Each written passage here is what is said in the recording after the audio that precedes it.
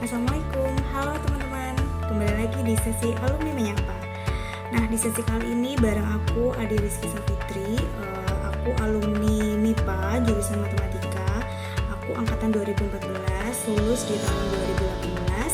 Dan pada saat ini aku bekerja di salah satu perusahaan edutech terbesar di Indonesia, PT Ruang Raya Indonesia, atau yang lebih sering dikenal dengan aplikasi Ruang Guru. Nah, aku sudah bekerja di perusahaan ini selama 3 tahun. Saat ini aku menjabat sebagai Field Education Consultant Coach di divisi komersial. Oh ya, sebelumnya aku terima kasih banget nih udah dikasih kesempatan sama BEM MIPA untuk sedikit sharing tentang pengalaman aku ke teman-teman. Nah, terima kasih juga nih teman-teman udah nitipin banyak banget pertanyaan yang pertanyaannya pun cukup menarik nih untuk dibahas. Oke, kita bahas satu-satu nih pertanyaannya. Nah, ini ada yang tanya nih, satu kata untuk FMIPA dan kenapa kalau aku bisa wakilin dengan satu kata, FMIPA buat aku sih permulaan. Nah, kenapa permulaan? Karena aku di FMIPA itu aku menjadi mahasiswa yang lebih aktif lagi, lebih aktif di organisasi maupun aku bisa mengeksplor minat dan bakat aku ya. Karena di SMA dulu itu aku termasuk siswa yang pasif sih, bisa dibilang pasif. Karena aku nggak begitu aktif di organisasi, aku nggak begitu banyak mengikuti kegiatan di SMA, tapi di FMIPA itu permulaan aku untuk bisa menjadi mahasiswa yang aktif dan bisa mengeksplor kemampuan aku sih, itu sih teman-teman. Nah, pertanyaan kedua, pengalaman di dunia kuliah yang paling bisa diaplikasikan di dunia kerja itu apa sih? Nah, kalau yang aku rasakan nih, pengalaman di dunia kuliah yang relate banget sama di dunia kerja itu pengalaman di organisasi sih teman-teman. Karena kadang yang menjadi di job desk kita itu nggak melulu tentang teori atau materi yang kita terima di bangku perkuliahan ya. Dan kebetulan job desk pekerjaan aku yang paling relate itu kebanyakan ya di organisasi, seperti manajemen waktu, tentang leadership, terus bagaimana cara menghandle orang, cara berkomunikasi dengan customer. Nah, itu mungkin di awal nggak aku rasain, tapi pada saat di dunia kerja itu aku rasain banget. Nah, ternyata yang aku dapat itu semua didapat dari organisasi sih teman-teman. Gitu. Selanjutnya nih ada pertanyaan nih, mahasiswa sekarang tuh harus kayak gimana sih Kak? Nah, menurut aku mahasiswa sekarang tuh harus udah punya tujuan nih setelah menyelesaikan studinya, harus kemana dan apa yang harus teman-teman lakukan. Dan banyak pada saat kuliah ya, banyakin ikut yang namanya organisasi, kepanitiaan, terus pelatihan. Nah, pelatihannya sekarang juga udah banyak yang online nih teman-teman. Jadi perbanyak ikut pelatihan supaya bisa mengimprove kemampuan teman-teman nih. Nah, yang bisa mengasah soft skill teman-teman juga kayak gitu. Nah, terus juga gimana cara menambah poin plus pada saat kita melamar kerja. Nah, itu tadi masih ada kaitannya ya, mengikuti kegiatan yang mungkin relate dengan bidang kamu, yang mungkin relate juga dengan hobi dan minat kamu juga. Terus habis itu cari banyak peluang atau cari informasi yang mungkin menjadi peluang atau yang dibutuhkan banyak banget perusahaan. Nah, terus juga perbagus CV kamu dengan kualitas yang kamu miliki. Jadi nanti pada saat kamu interview itu CV kamu sudah mencerminkan apa yang kamu omongkan ke HRD atau yang kamu bicarakan ke HRD. Itu sih teman-teman. Nah, terus juga ini ada pertanyaan, gimana awal mula karir di Ruang Guru dan apakah memulai dengan ikut magang di Ruang Guru. Nah, awal mula karir di Ruang Guru itu teman-teman mungkin aku bisa ceritakan setelah aku sidang ya. Jadi setelah aku sidang itu aku sempat menganggur ya, atau belum dapat kerjaan kan, tapi di selang waktu itu aku juga udah berusaha banyak banget buat naruh lamaran. Itu kalau aku lihat file-file yang aku simpan itu kurang lebih 100 lebih ya lamaran yang aku taruh di perusahaan-perusahaan. Nah, rentang dari aku lulus ke wisuda itu aku udah berusaha banget banyak naruh lamaran ke perusahaan-perusahaan. Nah, setelah itu setelah wisuda itu aku lihat lowongan di Ruang Guru ini. Waktu itu posisinya adalah Field Education Consultant. Nah, temanku udah ada di posisi ini sebelumnya. Nah, terus aku coba untuk join. Nah, setelah aku melewati beberapa tes dan beberapa interview dan akhirnya aku lolos di posisi Field Education Consultant ini, teman-teman. Nah, terus setelah aku berkarir di FEC yang atau kita sebut dengan Field Education Consultant, mungkin lebih gampangnya kita sebut FEC ya. Nah, itu setelah aku berkarir selama 1 tahun di FEC, nah aku dapat kesempatan buat promote posisi untuk naik jabatan nih. Nah, itu sebagai account manager. Nah, di account manager ini job desk-nya adalah di link ke berbagai instansi pendidikan seperti sekolah, dinas pendidikan, seperti itu untuk di link kita melakukan visit atau melakukan sosialisasi ke siswa-siswa. Nah, itu job desk-nya untuk account manager. Nah, setelah 10 bulan aku di posisi account manager, terus ada pandemi, jadi mengurangi kegiatan kita di lapangan dan kegiatan sekolah kan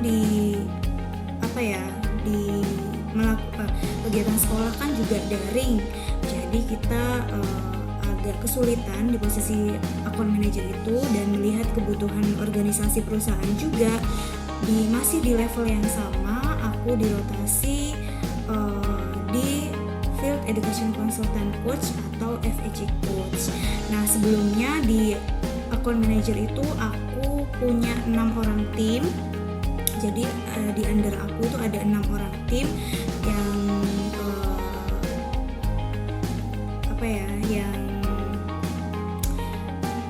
yang di under aku yang aku harus manage. Nah, itu kalau pada saat aku di account manager. Tapi kalau di Field Education Consultant Coach ini atau FEC Coach ini, aku bertanggung jawab atas 13 orang yang berada di under aku atau yang berada di tim aku. Nah, jadi sebenarnya lebih berat tanggung jawabnya di FEC Coach karena aku harus menghandle 13 orang. Nah, saat ini aku mengcover area Kabupaten Lumajang, Kota Probolinggo, Kabupaten Probolinggo, dan Situbondo ya, seperti itu. Nah, terus juga ada kualifikasi yang perlu kita miliki agar diterima bekerja di ruang guru. Nah, kalau ini mungkin aku menjawabnya bukan hanya agar kita diterima di ruang guru ya teman-teman, atau kita lebih generalisir aja agar kita mungkin bisa diterima bekerja di perusahaan. Nah, kalau menurut aku kualifikasinya apa? Nah, pasti tentunya melihat kebutuhan posisi yang dilamar.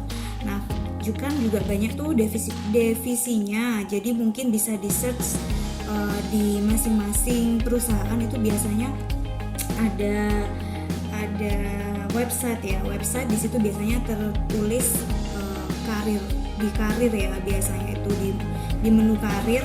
Nah, itu teman-teman bisa lihat kualifikasi apa aja yang dibutuhkan. Nah, kalau misalkan di FEC sendiri sih yang paling pertama itu yang dibutuhkan adalah mungkin public speaking karena teman-teman FEC itu dituntut untuk bisa presentasi di depan siswa maupun guru sih kebanyakan, karena memang segmen kita adalah siswa dan guru seperti itu.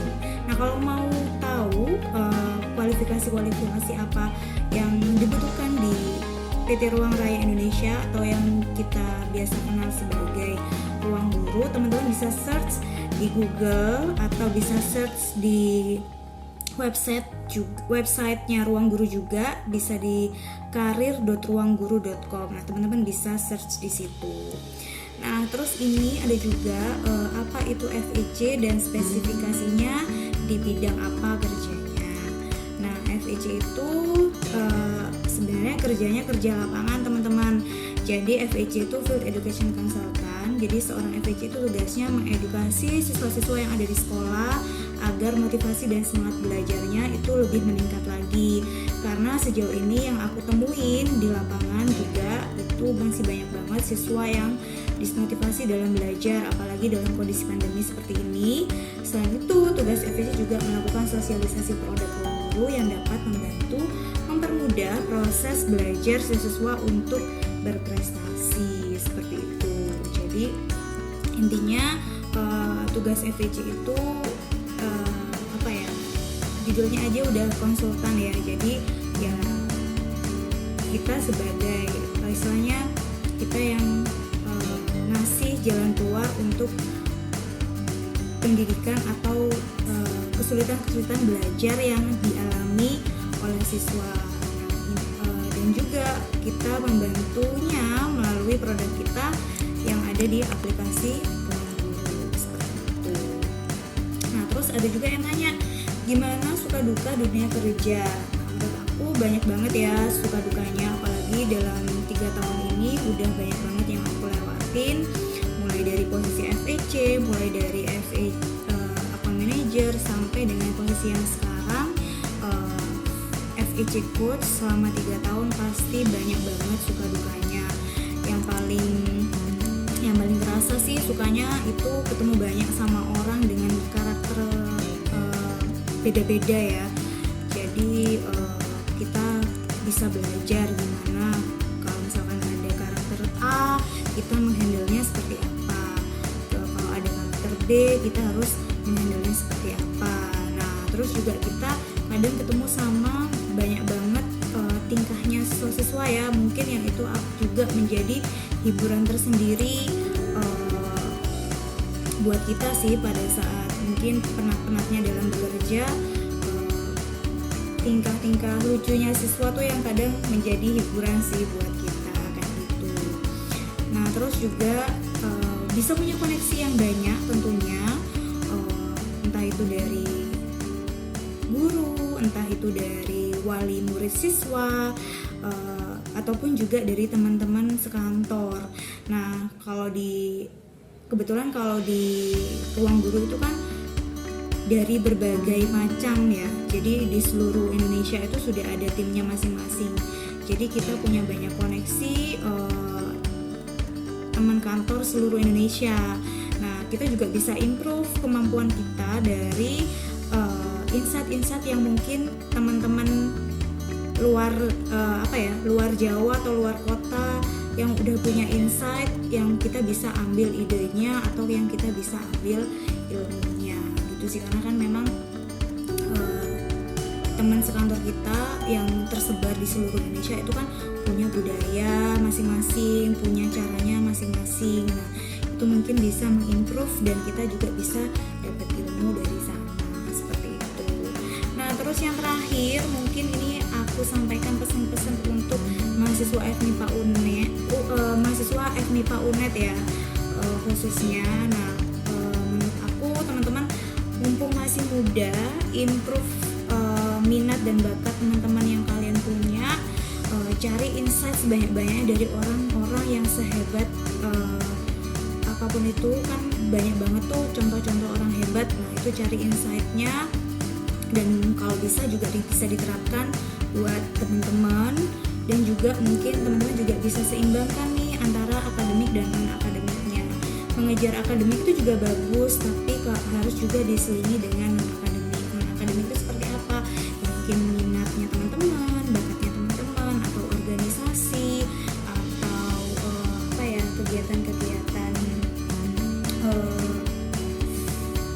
kegiatan sosial kayak gitu-gitu, itu juga perlu diseimbangkan kayak gitu. Karena di sana juga pasti akan terletak banyak pengalaman yang teman-teman bisa ambil dari situ. Nah, semangat terus teman-teman, karena kita perjuangannya masih panjang nih buat mencapai kesuksesan. Terima kasih udah dikasih kesempatan buat sharing sedikit-sedikit tentang apa yang sudah aku punya. Semoga teman-teman juga bisa mencapai kesuksesannya masing-masing atau bahkan lebih sukses dari apa yang pasti teman-teman akan jauh lebih sukses dari apa yang sudah aku lewatin. Seperti itu sih. Terima kasih.